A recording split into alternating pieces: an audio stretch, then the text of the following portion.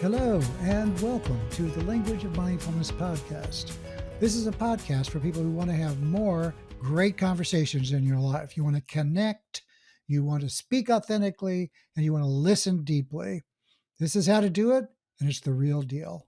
So, why should you listen to the Language of Mindfulness? Because in every episode, I'm going to give you tips and guidance I've learned in my pretty extensive career of coaching and practice from the best and brightest in the field of interpersonal communications, public speaking, meditation, group leadership, and somatic psychology. And we're going to have interviews with some amazing people about their groundbreaking work. If you can help lawyers find a little bit more calm and clarity and understand emotions and loving kindness and caring, you can change a whole community that way.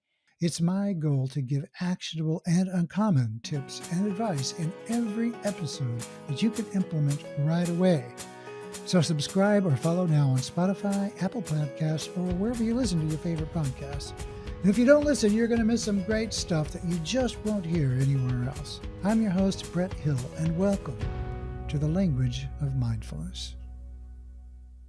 So I'm ecstatic to have today on the show Claire Parsons from the Brilliant Legal Mind blog. And you should follow her on LinkedIn as well. She's posting some amazing stuff. And I ran into Claire because I was looking around because she was posting this great stuff. And it was all about attorneys and the field of, the legal field. I'm going, now who does that? Well, it turns out Claire does that. She's a speaker, an author, a lawyer, and a meditation teacher. So welcome to the Language of Mindfulness podcast, Claire. Thank you very So much. tell us a little bit about your work and how in the heck did you get involved with mindfulness in the legal field? Yeah, so actually it was really through my practice and through just my life. I was a philosophy major in college. Hmm. And so I had never taken an Asian philosophy course, but a few years out of school, I found a book on Buddhism and read it mostly because I just didn't know a lot Uh-huh. about it. And I was just So curious. just what the heck And is this? And you just decided to check it out? Honestly, yeah. I mean, I've always been kind of curious and I've always read, I mean, I still read philosophy and I've always been pretty interested in just the philosophy of the mind Mm. and human nature and that kind of stuff. So I was stuck at Barnes and Noble one night with my family and I just kind of wandered into that section Okay. and picked up the book. And then, like, it sat on my bookshelf for a while. And then a few years later, I finally read it. And it was like one of the better arguments I'd ever read about the human experience. Hmm. I'd read Kant and Aristotle and Yeah. all of those people, and there was always some fatal flaw, but I kind of couldn't find it when I read the book about Buddhism. I thought it made a lot of sense. And so I was like, I'm going to start meditating. Well, I didn't do that. I dabbled and played with it and tried it every now and then, but I never really got a consistent practice. That was until I had a very difficult pregnancy with my first daughter. Mm. She was diagnosed IUGR. She was small, and you can't tell right now, but I'm 5'11". Aha. I've always been like the tallest kid in my class and everything. And so having a small baby was the last thing I expected. All of a sudden, I had to have a partial work schedule. Mm. I had all these feelings like I did something wrong to cause it. I had all this shame. And then when she was born, I couldn't breastfeed her. Oh. So I was just attacking myself mercilessly from this whole experience. And I really was isolating myself too. And so after that, when I went back to work, I was so busy and stressed out. It really kind of was a wake up call for me. Mm. And I started sitting because I was so busy at work and she still wasn't sleeping through the night and all of that, I just needed something to help me stay steady, and it So this was helped. survival And mechanism work here then, right? Yeah. yeah, and I honestly don't know where the idea to start meditating came Mm. from. I mean, it was just something I remembered I read about and was kind of interested in, and so I did. And actually, it helped because I think I was successful at the beginning because I had already read a lot about Mhm. meditation, and continued reading some books. So I kind of knew a lot of the strategies and tips when I finally started to sit. So a lot of those early problems that people tend to have, I actually didn't. Because you had read about And it, then, and like, so people when you started to encounter those, you goes, "Oh, wait, I remember, I read about that," and so you just jump over the problem. yeah, like dealing with an itch or something like that. I had read Mindfulness in Plain English, and he suggests focusing on the itch instead of trying to avoid it. And I found that I was like, hey, that actually works. Like, oh my gosh. Like, so I actually knew already how to deal with some of those like really basic issues. because I had read about it. And so, yeah, so it helped me. And then I had all these little things creep into my life that were just all of a sudden beneficial. Mm. Like I started rushing less. I started having, I used to have stress headaches like in my neck and my head, Mhm. and meditation would help with that. They would go away. And then over time, I started doing things like exploring self compassion practices and things like that. And that's where things really started to change for me. And I Mm. just started to change my life kind of from the ground up. So it wasn't meditation changed my life. Meditation just helped me face the preliminary hurdles Yes. and get over those. And then I changed my life. And so that's been why I've become so passionate And so about it. meditation seemed like it was like the, get the ER version, like save my life so I can continue functioning. And then, but once you kind of had that going, and please straighten me out if I get this wrong, it sort of naturally segued into, oh, well, now I can do this other stuff because I've got this meditation practice going and I can begin to do this self-compassion work. And you said that's where things began to change. What what began to change for you? What did you notice shifted in your life whenever you started to do that work? Yeah, I mean, a lot of things, like almost my whole life. I mean, so one of the things was that I was a big overthinker and I'd constantly criticize and second guess and just mull over almost everything. Mhm. So I wouldn't take action a lot. Like I would have good ideas for things, but I wouldn't do them. And then I would feel stuck and wonder whether my career is ever going to go anywhere. Uh-huh. Well, once I started meditating, I started learning. I'm still a big thinker and I still overthink Yeah. things and I want to ask everyone their opinion. And Well, I you're still kind do of in that. the in But that business, right? You're getting paid to be a yeah, thinker, yeah, Yeah. true, true. So you can't escape it entirely. But what I eventually learned to do was get out of the thoughts and start acting. Like Mm. I wanted to write an article, I wanted to put a presentation together, I wanted to create a group with my local bar association of other women lawyers because I wanted that support. Yeah. So I went and did it, and Mm. it helped my career. Another thing was that I was really lonely early in my Mhm. law practice. I had gone away to school and I was away from my hometown for a long time. And when I came back, I didn't have a circle of friends. My husband and I are both introverts, so we're cool, like sitting at home most of the Yeah. time. Like that's kind of What's the problem our here, right? stomping ground. But, like, after a while, I started to notice that I started to feel lonely or kind of down, but I wasn't Mm. really acknowledging it, and I felt a lot of shame around it, so I wasn't doing much. I was telling myself the story that people don't like me, and that's why I don't have friends, when the reality was I was not making an effort to make Right. friends and build my Yeah, and so community, you had a and story around it so like, "I'm not likable somehow," but really it's you just weren't reaching absolutely. out. But I started to reach out, and I was like, "Oh, I'm actually good at making There you friends." go. And then the other thing was just letting myself play with and experiment with stuff and just listening to what I wanted to do and how I felt in my life. Mm. And that can be as easy as, I'm hungry, so I'm going to go get lunch because like I'm a hangry The person, so I basics get so matter. busy. Yeah, I get so busy doing stuff that I forget to eat, and then I have a nightmare day because I get into a fight and cause all kinds of issues. But it can also be stuff like, I really enjoy writing, and I Mm. kind of wanted to pursue that for a long time. For several years, I had thought about starting a blog or writing more, and it wasn't until a few years after I started meditating that I really started to do that more. And it was gradual, but like it was adding that creative outlet to my life, which includes writing on LinkedIn and Mm. other articles and things I've written.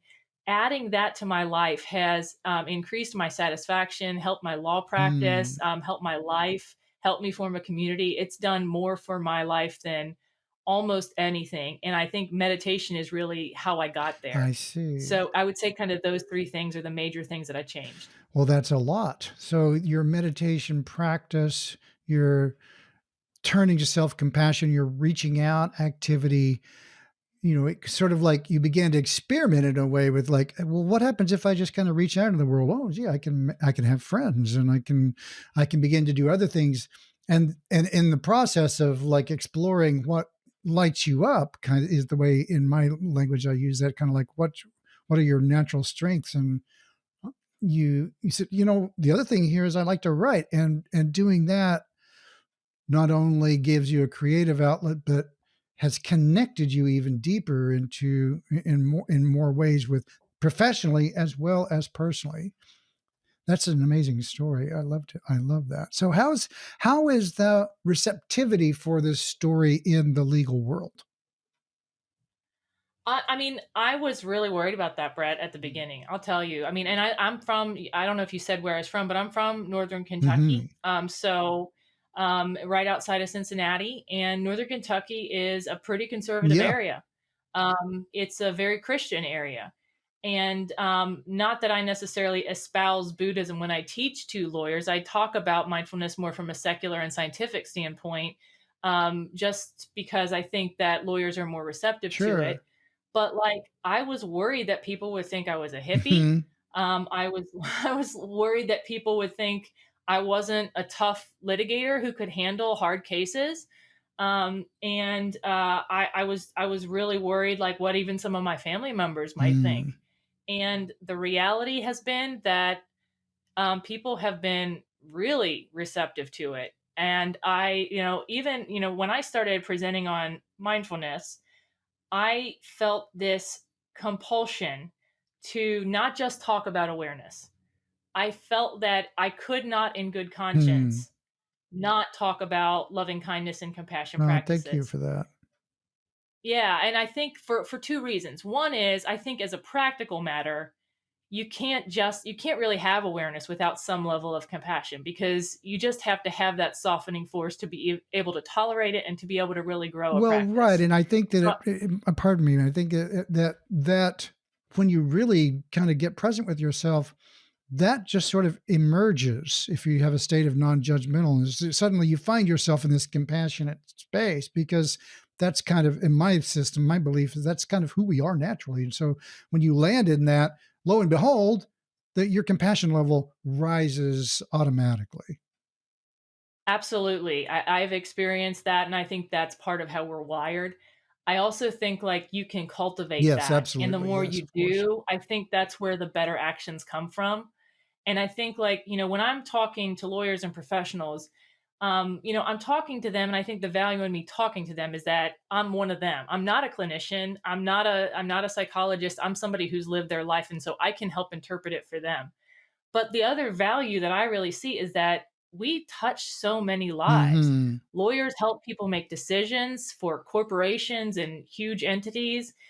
They affect their individual clients. So if you can help lawyers find a little bit more calm and clarity and understand emotions and loving kindness and caring, you can change a whole community that way.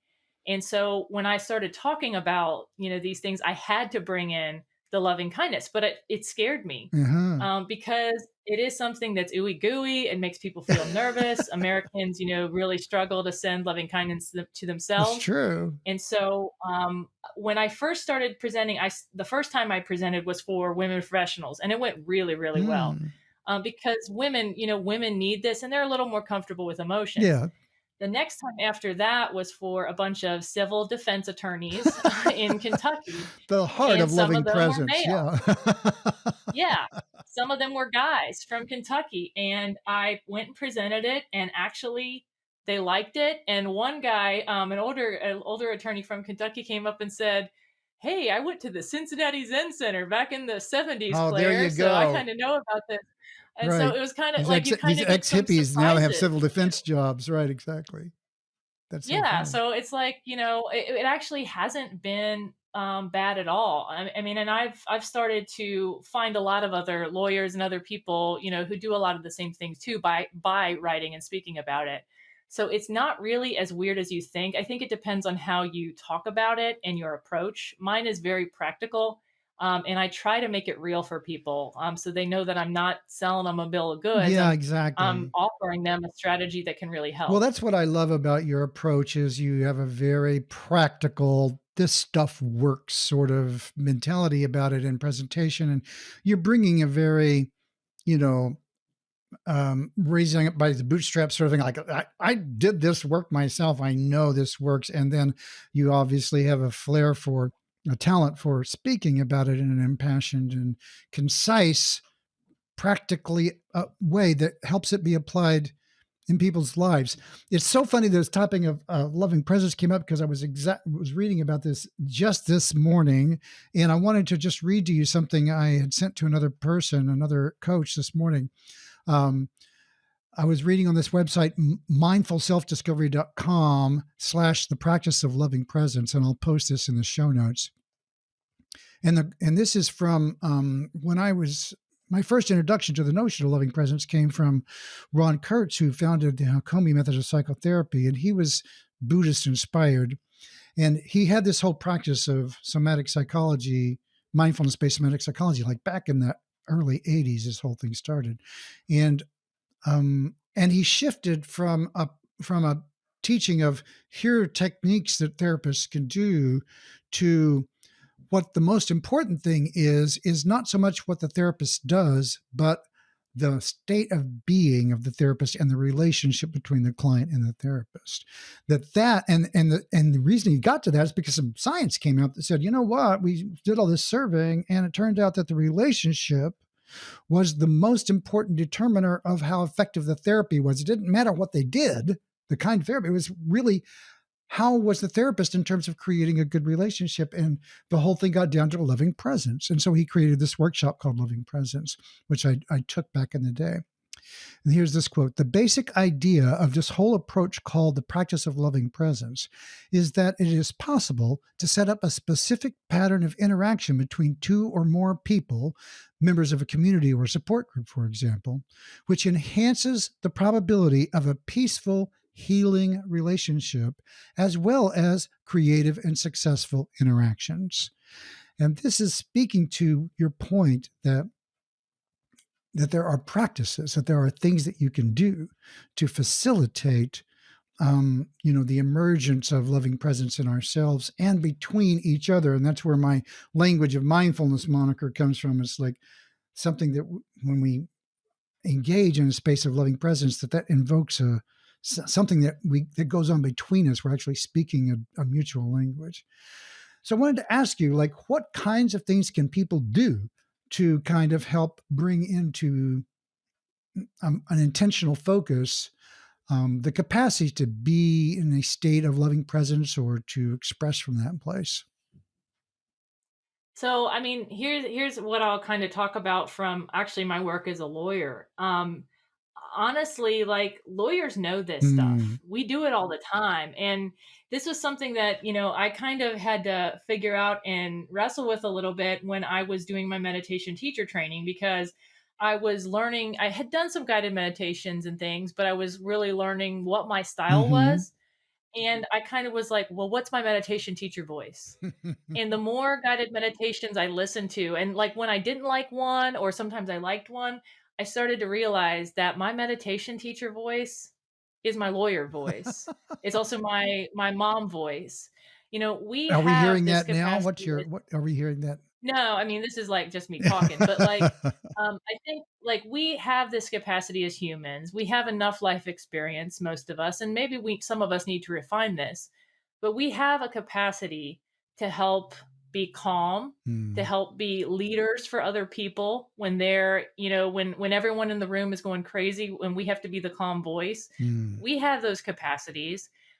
We have capacities to refocus the people that we're leading and helping and redirect Hmm. their attention to something beneficial. So it's not always a soft, ooey gooey, mealy mouth thing that we're talking about.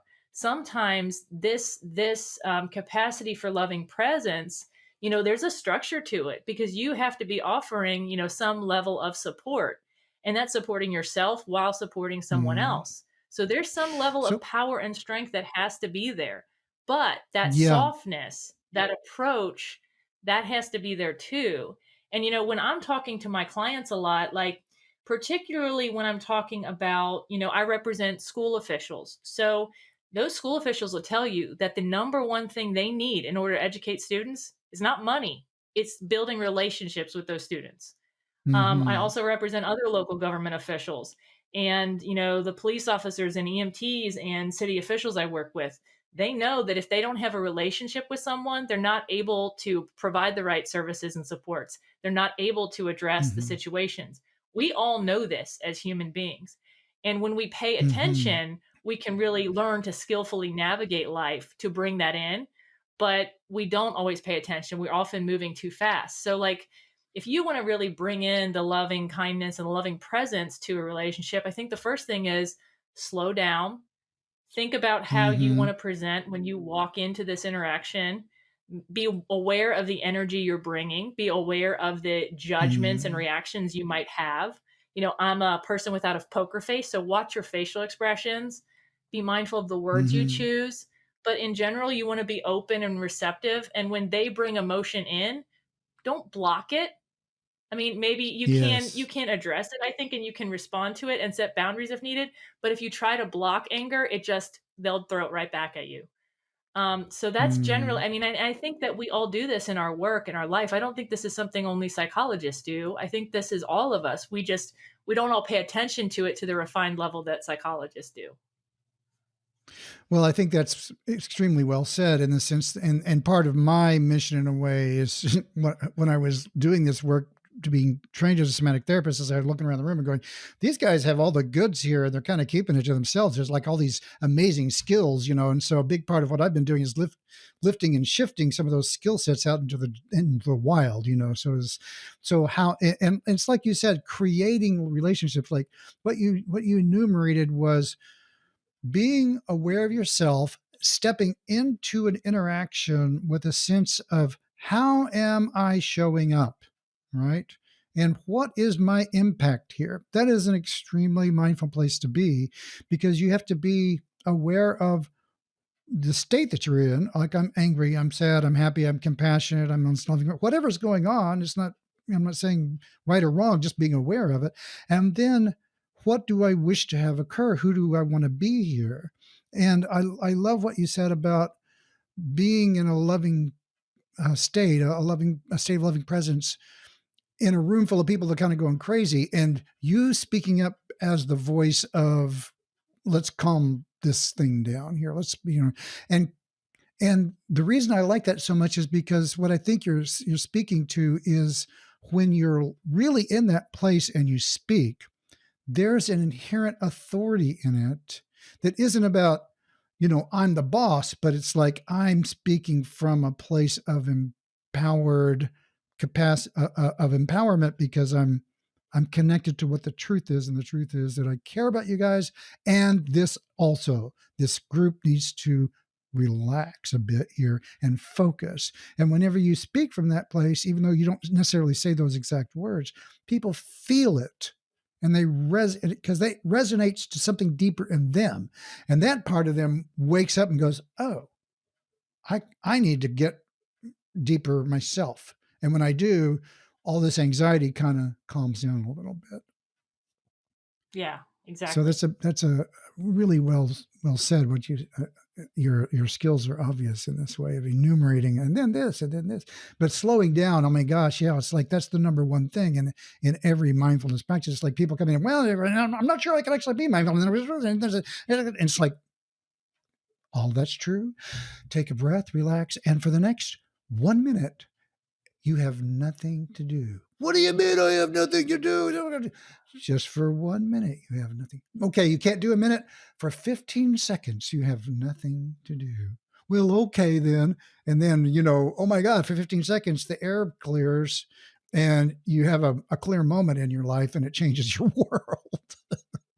Then you probably want that minute though after 15 Well, seconds. exactly. That's the whole point. Is like but you can't even imagine a minute. It's like there's a, so you titrate it down. Some people, they can't let go of the notion that they can't be on point for a minute or an hour or 15 minutes, but they can. So you just make them. How about 5 seconds? Can you relax for 5 seconds? Okay, I can manage 5 seconds.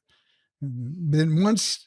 It's like the camel's nose under the tent. Once that gets in there a little bit, it's like, oh, the whole camel's in the tent now. Hmm. So beautiful. So what are you doing with are you have any projects or programs that you're putting out there to help evangelize your work, or the notion of how this is going to help people in their careers? Yeah, I mean, so like a couple things. I mean, with the blog, like I founded that just to help lawyers understand mindfulness from like a basic standpoint, offer resources. And that's why I honestly, once I finished the meditation teacher program, I saw how much I already had written about mindfulness, how many guided meditations I had. Mm-hmm. And I felt like there was no reason that I should just sit on my computer for my own benefit. I Mm-hmm. wanted to share it. So I've made a lot of that available. I'm working on some other projects, and I hope at some point to have a 4-week course to teach some mindfulness That'd be concepts, great. but that's not Yeah. available just yet. Well, where But can yeah, people get the meditations? so the meditations are actually available on the website, all embedded. The website is brilliantlegalmind.com. We have a resources page, and we have several guided meditations and also a few past events where we've spoken about mindfulness concepts.